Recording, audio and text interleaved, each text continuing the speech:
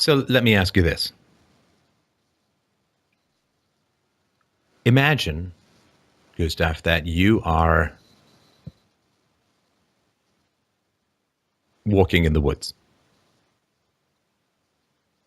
Mm-hmm. And you see this feminist up there marching in her pear-shaped, comfortable shoed fashion through the woods. Let's pretend that feminists exercise. And she is set upon by a bear. What would you do? Nothing. Right. And that's why there's a migrant crisis.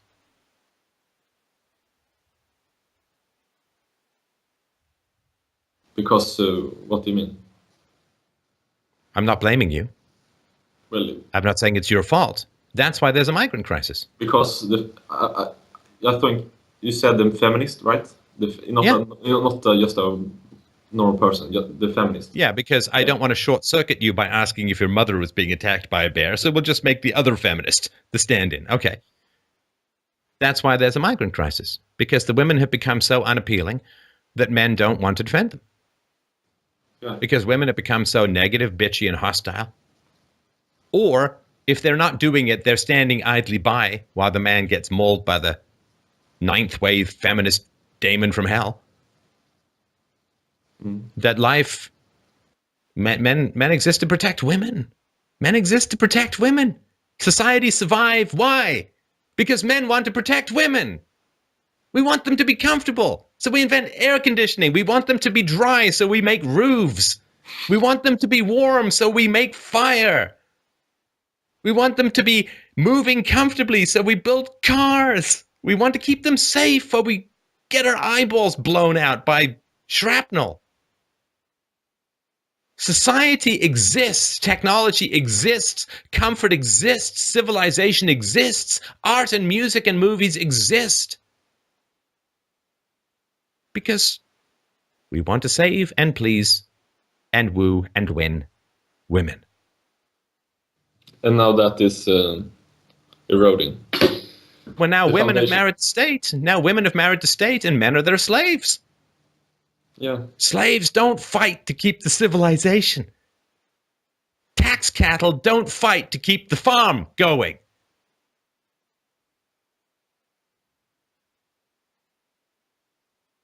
Men are tragically bereft of women they love enough to save. Mm-hmm. And women can shit all over men all they want. And what they do is they erode the man's desire to protect the women. And ladies, I'll tell you this. You have been around nice men for so long that you think you can treat all men in the world this way? Let me tell you something, ladies. There are men coming to your neighborhood you won't be able to bully. And then, you know what I'm talking about, right? Yeah. The 85 IQ immigrant crisis. Yeah. Yeah, a bunch of Muslim men. They got a big bag of stones for mouthy and abusive women. And let me tell you something about stoning, ladies. Quran explicitly says, make it slow.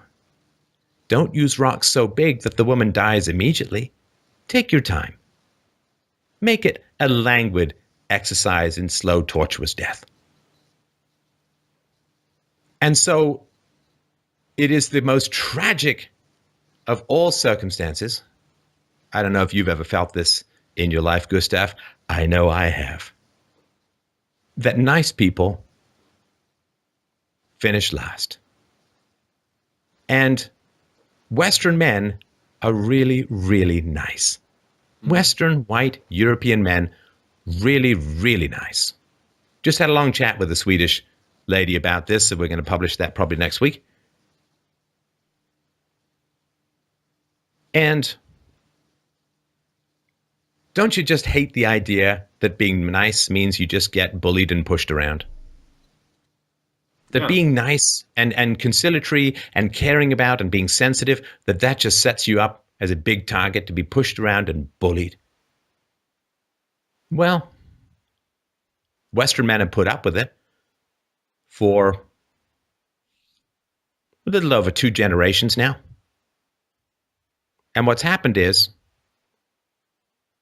there is this village, this campsite in a very, very dangerous jungle. And men, and it has been men have worked very hard to build moats and to build traps and to build walls to keep the women of the camp who cannot fight the predators in the jungle, to keep the women in the camp safe. And as a result of their safety and security, the women have grown lazy and abusive. And now they think that the whole world is safe. The jungle is safe. The shark-infested oceans are safe. The volcanoes are safe. The hot springs are safe. The geysers are safe. The cliff edges are safe because they've been in a safe and secure bubble of masculine security for a long time. And they're sitting on their squalid fat spotty behinds, munching grapes and screaming at the men. And calling them assholes and patriarchs and lazy, entitled cisgender scum. Not all the women. There are a few women who are whispering it's not the way it should be, but most women are not doing much of anything about it, just letting the men get brutalized. And they say, we don't need men. The world is safe. Everything is safe. Why, we haven't seen a predator here in 60 years. Haven't seen any lions or tigers. Haven't seen a single bear for 60. I think they're a myth. I don't think there are any bears out there. The only bears, the only predators are these men. And the men say, well, we just built this whole thing to keep you all safe. No, you are the predators. You are the meanie pops. There are no predators out there. You guys are the predators. You assholes. And we better keep boys away from men. Because there's a patriarchy, ladies. We got to keep these boys away from men. We got to break the spines of men. We got to divorce men. We got to cast them out. And the women will raise the men now. And that way, we'll be totally and completely safe. Because we won't have any warriors. We won't have anybody patrolling the outskirts. We won't have anybody maintaining the walls. We won't have anybody filling up the moats. We won't have anybody checking the traps are working. We'll have the women raise the men, so we won't have any warriors, and that way we'll be totally safe. And this is what happens generation after generation. The men are castigated, the men are snarled, the men are broken down, the men are insulted, the men are scorned, the men are broken, humiliated, abused, unprotected. But the problem is, nobody's maintaining the defenses of the camp. And the animals that prowl around keep testing the boundaries. They keep snuffling up against the fence, and they keep testing the waters, and they keep touching the traps gingerly to see if they're still working, because they're hungry. And there's some pretty pear-shaped meat in that camp. You should see, they have these videos online. They're kind of funny, kind of not. And the videos are, you see a little baby sitting up against the glass wall of a lion or a tiger cage. The baby's just sitting there gurgling away, usually facing away from the lion or the tiger. And the lion comes creeping up and leaps at the baby and thumps against the glass and, opens his mouth and is trying to eat the baby's head and is scratching and trying to get at the baby to eat it. Because I bet you that's pretty delectable for a lion. But it can't. And the reason it's funny to some degree and not god-awful and horrifying is because there's an inch or two of plexiglass between the lion and the baby, built by men.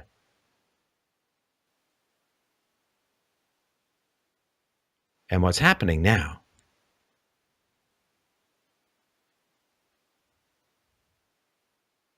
is the predators are breaking through the defenses. Because nobody's maintaining the defenses. We don't need it. There are no predators. The only predators are the men. And it's okay because we've kept all the young men away from any of the elder men who have any memory of combat or protection. So none of the martial practices, none of the defense practices, none of the... And the women have become so unappealing that the men don't even want to save them. And here come the predators. And what do the women say? Oh, okay. It's no problem. Hey, don't worry, ladies. We've treated them like shit for 2 generations. We've pillaged them. We've stolen their money. We've imprisoned them with false accusations. We've taken their alimony and their child support. We've divorced them. We've said they're all rapists and scum and patriarchs.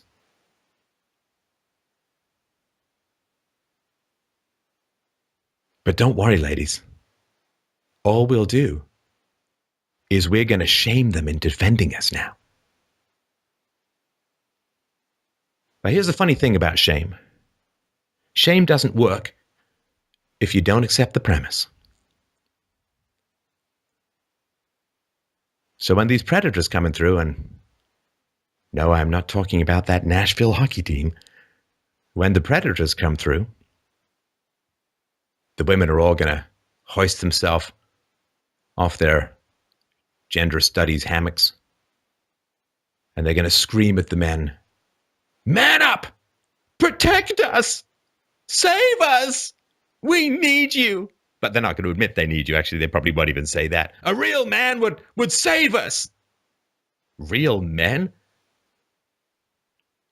Everything that you now need, ladies, is exactly what you have been abusing and condemning and attacking and brutalizing for the past couple of generations. And ladies,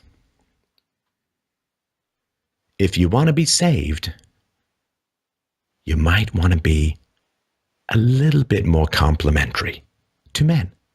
You know, if I'm asking someone to lay down his life for me, I don't think it's wise to call him an asshole at the same time. Save me from these bad men, you bad men! Save me from these rapists, you rape culture patriarchs! No!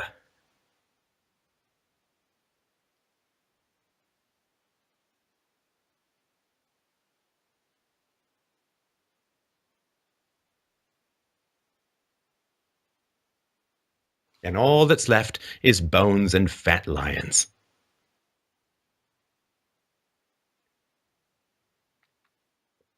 And that's why there's a migrant crisis.